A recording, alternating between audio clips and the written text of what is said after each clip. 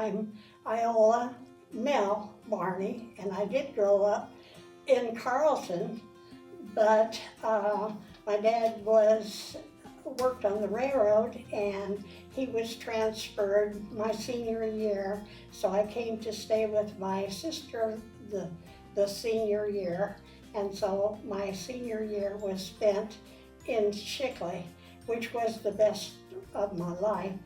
My sister had 3 children that needed help with, and we were a great family.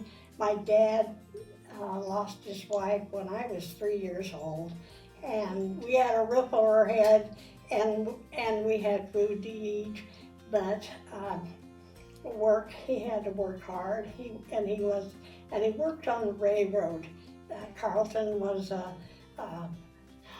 railroad town, so they had a coal chute. Whoever worked at that coal chute went up a ramp to where the coal cars were, and then when the trains would come by underneath, they would dump a coal car, and that was before any other trains were here. When they decided to give up the coal business, not to burn coal anymore, and went to the other trains, then he was transferred to Sabetha, Kansas. My family didn't think I could live alone by myself, and my sister needed help with 3 small children, so I moved with them. That was the beginning of, I would say, probably the best part of my life. I spent the senior year in Shickley. In our class, there were 8 boys and 3 girls. At that time, then there were 4. But people were so nice to me, so nice to me. The kids, I couldn't have asked for better friends. So that's how I came to be in Shickley.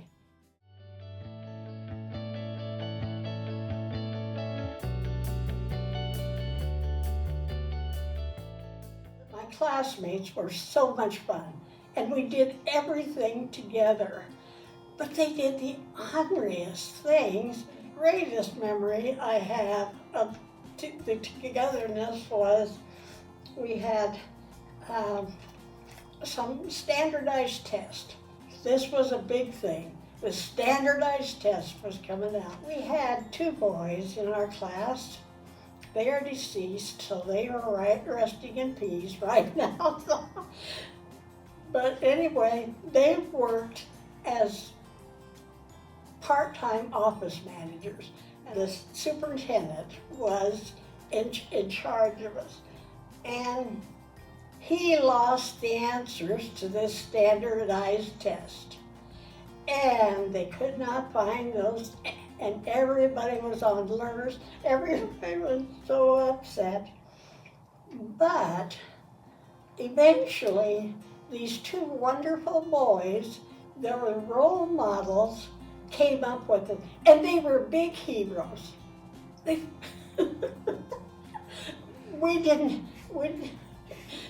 knew what the questions were. We didn't copy them. We just were aware of what was on that test. So we did well. We didn't all get 100, but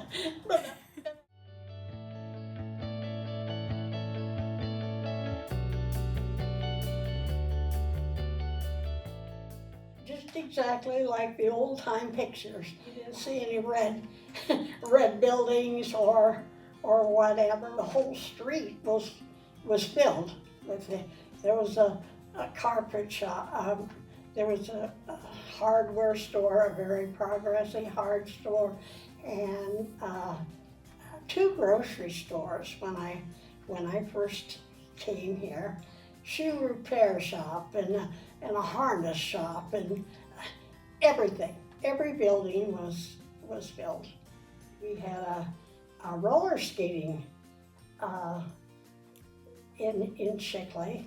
When I was a teenager, brother-in-law ran this skating rink, and which was really fun. sometimes, if you were lucky, you could go to Ong and play basketball or something. But that was about as far as you could go to. It was mostly intramural things that you did, but everybody played together.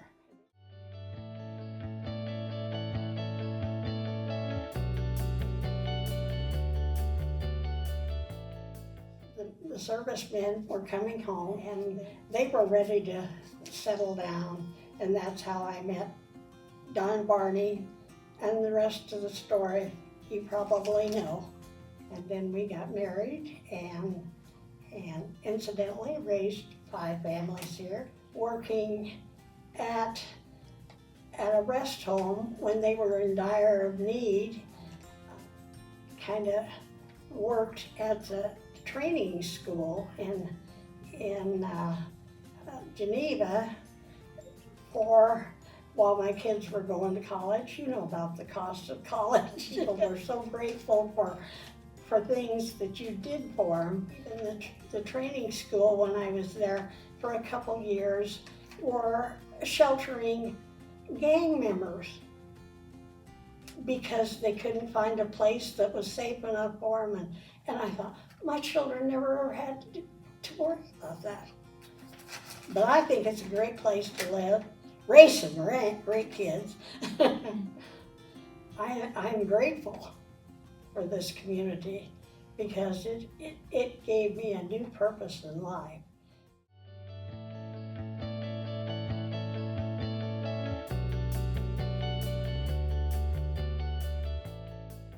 The ladies in our church were a role model. Like your grandmother was my very best friend, and we did a lot of things together. We worked hard. We had to work hard for the things that we bought, but we had fun doing it. We always had a good time.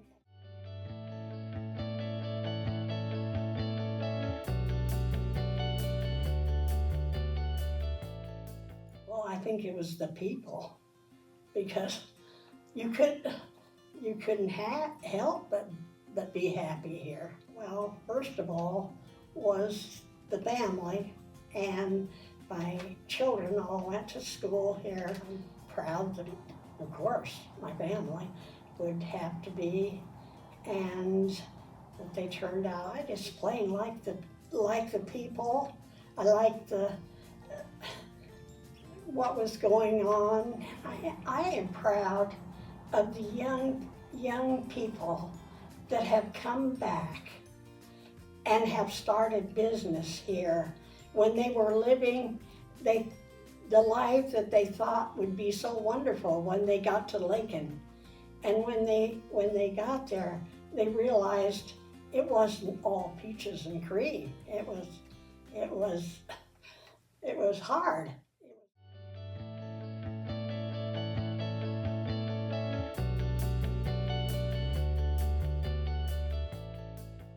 First of all, the biggest changes in my life would be technology and transportation, I think, because technology, the things that I have seen in my lifetime it's so unreal. I don't understand a lot of it, and I have to ask some 5th grader to help me.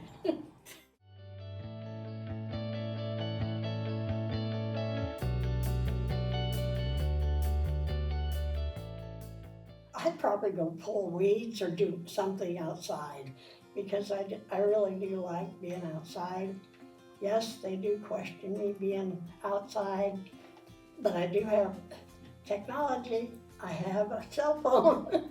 If I need help, it's there.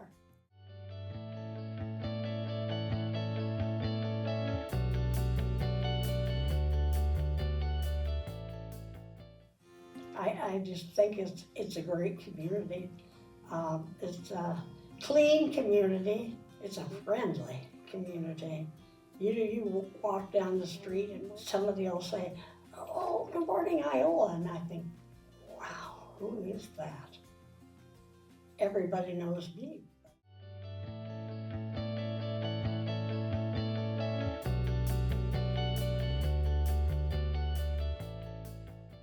blankets over my head. But I really do think we've got a great bunch of people on deck to take care of it. So I don't think we need to worry about it.